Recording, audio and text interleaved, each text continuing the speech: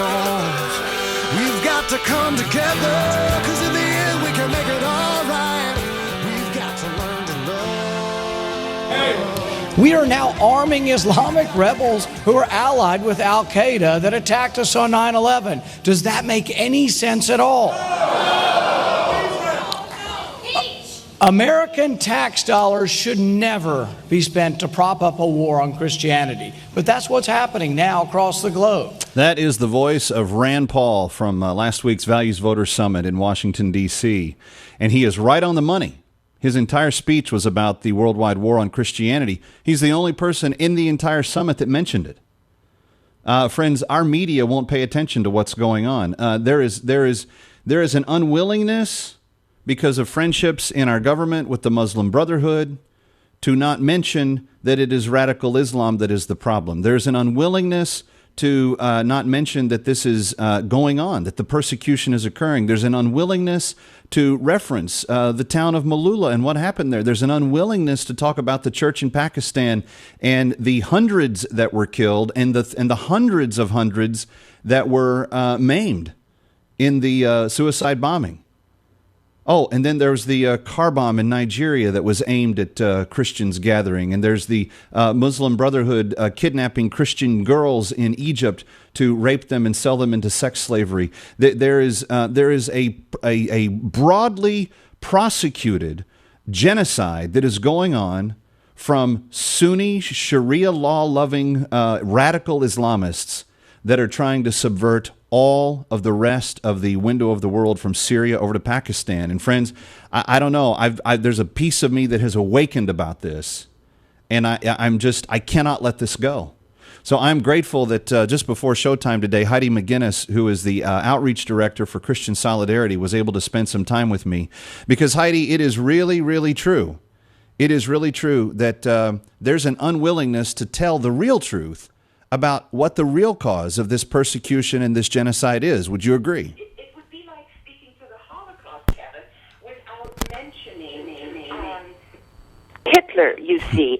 This denial will absolutely undo us, but the mind-numbing suffering that I have documented, the children that were taken out of the arms of their families, like little Naibul, 10 years old, and on the way to the north, she saw two children, her playmates, have their throats slit, and their heads were hung in the trees, and she had to sit under the tree with the other children. And the message was very clear: this is what will happen to you when you escape. So that was a method that they would use to absolutely to shock the children into obedience. Absolutely. And you know, a friend of mine, Francis Book, who was a former slave and enslaved for 10 years, when he was taken from his village, Mari al-Bay, which I know very well, and walked across the dry riverbed of the Kiradem River into slavery in the north, when the children around him, he was 7, when the children around him were crying, couldn't be consoled or hushed, the Baggara Muslim Arabs simply took their gun and shot them dead in the head. What we're talking about here, friend, is persecution, threats of genocide, forced conversions in places where there's a game, a psychological warfare that takes place. Sometimes they threaten just to tax you out of all of your possessions, and then they threaten to imprison family members, and eventually it's if you do not convert, you will die. And some of the horrific stuff that Heidi is telling us, friends, this isn't imaginary. This is taking place in the 21st century on the planet that you and I live on. And I have to think that as believers in Jesus Christ, there is something that just reflexively tells us we have to do something about this.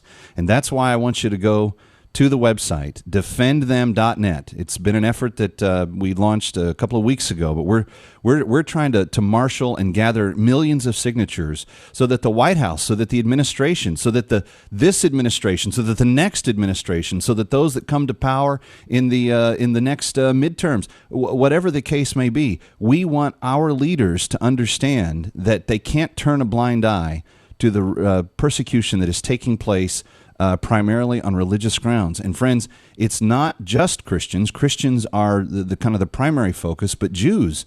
John Eibner was telling me, Heidi, that Baghdad, at one point in time, Baghdad had a thriving and bustling Jewish community in one portion of it.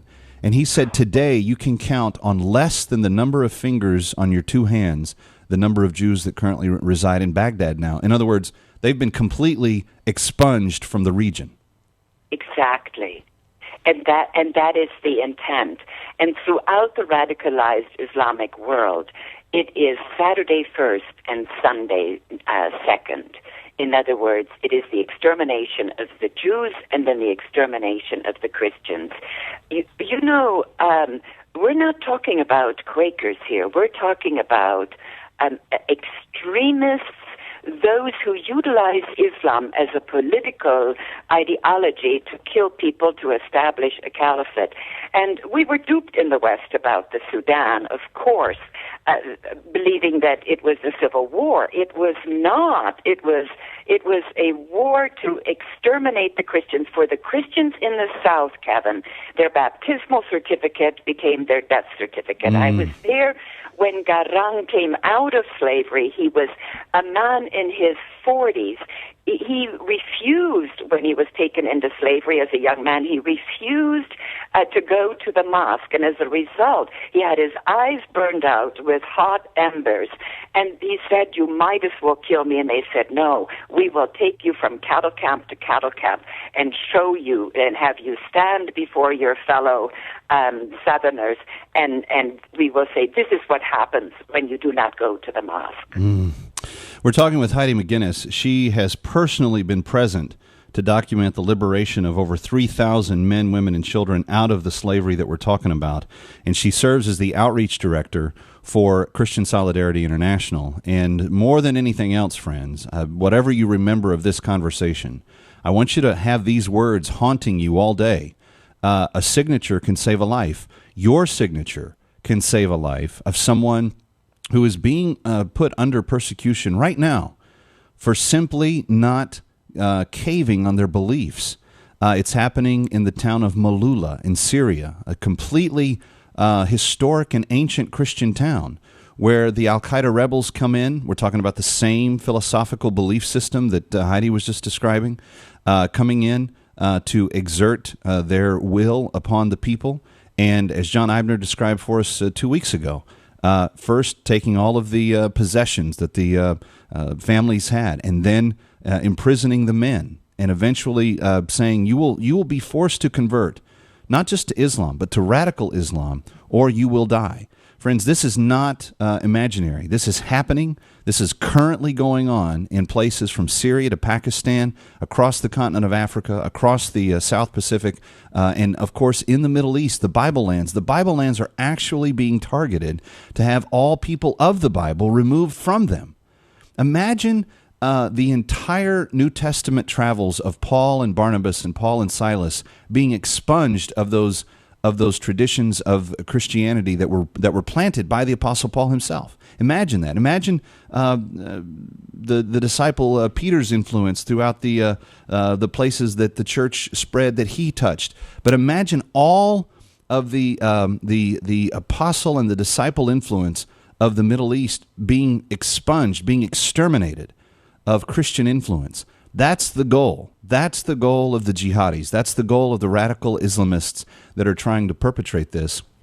And so the need that we have for you is to help us raise our voice of awareness to the administration. And you can do that by just joining the cause. Give us your voice at defendthem.net. We're not asking for any money. We're not asking for anything else other than your signature. Just give us your signature to add your voice to those that are suffering, because your signature can save a life. Heidi, let me ask you about the way that Islam seeks to subvert these cultures, because a lot of people say, well, it's not really part of Islamic teaching for what these radicals are doing, but it seems like when radicals get a foothold on a country, that there is no mercy shown. And we've helped depose dictators in Egypt and in Libya. We've taken people out that weren't necessarily nice guys, But now people like the Muslim Brotherhood are coming to power, and it's Christians that are paying the price. Oh, absolutely. And when, I had to breathe deeply and when you said they show no mercy, because this is what I learned from the South Sudanese when they said, Pastor Heidi, they show no mercy. They will slit the throat in front of their children and say, this is how you treat an infidel. And I think that what happens is so real and so visceral and so horrific that the Western mind doesn't want to wrap its arms, its thinking around that kind of radicalism. The Germans didn't want to do it.